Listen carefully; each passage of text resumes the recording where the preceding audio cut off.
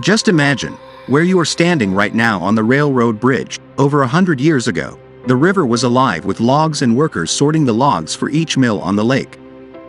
This was the booming grounds.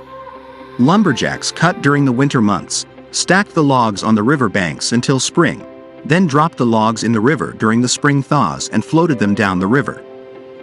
Men sorted the logs for either Whitehall or Montague mills, then they were sorted according to the mill stamp on the end of each log as seen here. In order to accommodate the large number of logs in the booming grounds, the White River was straightened. There were over 15 operating mills on the lake during the peak years of lumbering from 1870 to 1890s. Now look to your left, over on the bank was the booming office. The railroad ran right past the office and headed north at this point. Looking to the right towards Whitehall, you could see several other mills along the lake's edge. Turn a little more to your left and you will see the Dog & Suds Drive-In. In 1870, the Ferry Dowling Shingle Mill stood on the very same spot.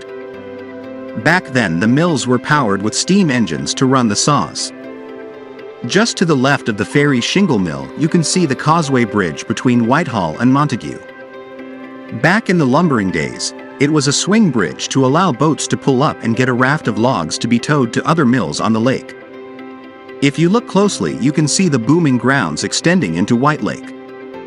Once the wood was cut and stacked by each mill, schooners loaded the wood and took it to other towns on Lake Michigan, including Chicago. Yes, it was a busy time back then. As much as 140 million board feet of lumber was cut during one of the busiest years in that brief lumbering period. If you want to learn more about the lumbering era, click on the link for a 20-minute guided tour with Jack Lipka or visit the Montague Museum.